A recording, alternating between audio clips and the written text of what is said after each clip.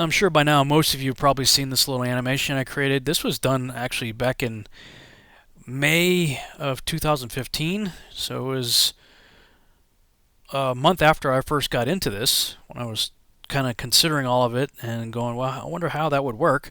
And so I created a little animation in Poser, created a point light with a limited throw ratio, so the light is limited as far as how far it'll go, and just animated it in a circle over the circular flat Earth map. Now, let me just say, neither one of these are to scale. I was just going for the concept here.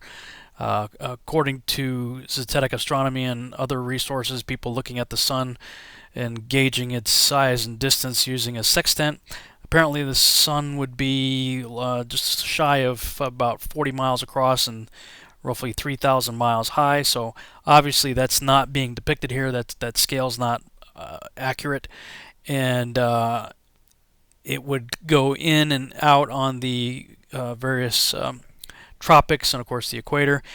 For more information on that, see my animation to the right there. It says how the four seasons work on the flat Earth model.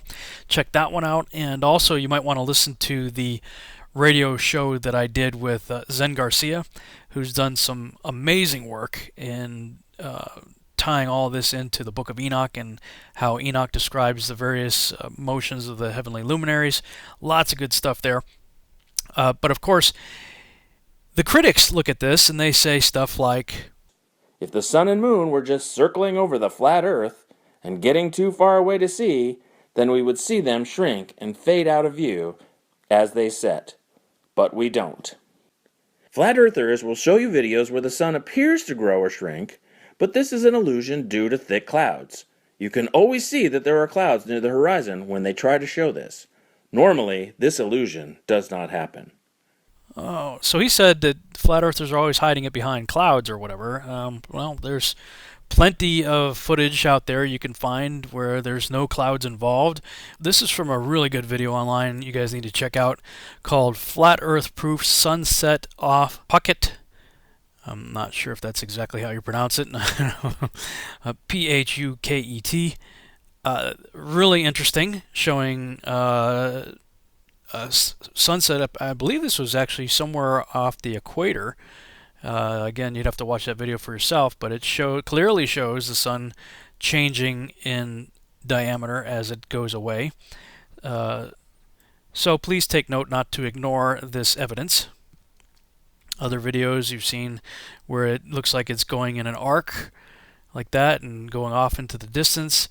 Other videos where people have taken and used filters and whatnot and analyzed the sun moving and then done measurement of pixels across the screen, showing that it does in fact look like it gets a little bit smaller in some cases it gets a lot smaller. In this case from 302 pixels to 290. And then of course there's this video right here, which apparently was shot in the desert, where there's going to be a lot less moisture, and so whenever there's less moisture you're going to obviously have less refraction and magnification. You don't get to pick the anomalies that seem to agree with your views and ignore the common observations that don't, and still call yourself an honest investigator. That is intellectually dishonest. So thinking about all this and thinking about what I had just shown you regarding atmospheric lensing, magnification, refraction, all that with regard to cities and objects at a distance on the land, I got to thinking, I wonder how this would work with the sun and moon. So this is what I came up with. I've got my magnifying sheet frame, and I created a little stand to paste the sun on it and keep it the same height over the flat surface of a table. So the sun is always going to be parallel with the surface.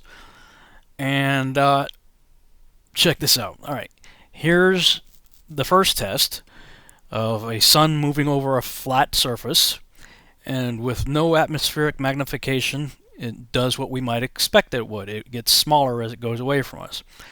Alright, now let's see what happens when we add in our atmospheric magnification. Again, water and refraction. Water causes magnification and refraction, right? So let's bring the sun back. Oh, check this out. Refraction bends the light downward. It made the sun set on a parallel surface. As it was moving parallel, the same height, the whole way over a flat surface, the refraction caused the sun to set. Not only that, well, let's bring in the beginning of that little test, and we see that it maintained pretty much the same size, too. Pretty close.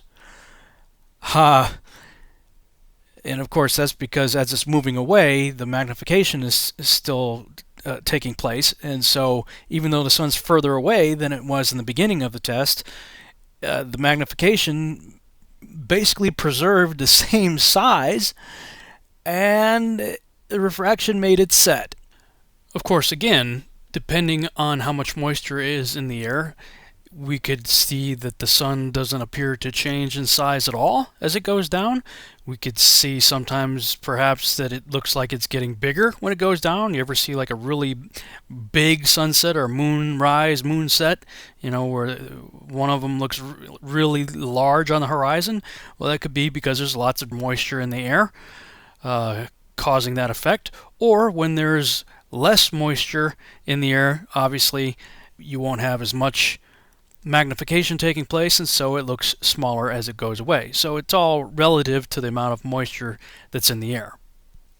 Now, I'm just going to put forward a crazy idea for you to think about. And that is, if Rob Skiba could figure this out, I'm just going to go out on a limb here. I think it's quite possible that the creator of the cosmos could have figured out the same thing and engineered our beautiful sunsets, thanks to all that water he placed in our atmosphere. Just something to think about. Thanks so much for watching. I hope you enjoyed this video presentation. If you did, please subscribe to my YouTube channel, like the video, and share it on your favorite social media sites. There's a lot more to come, so stay tuned and we'll see you back next time.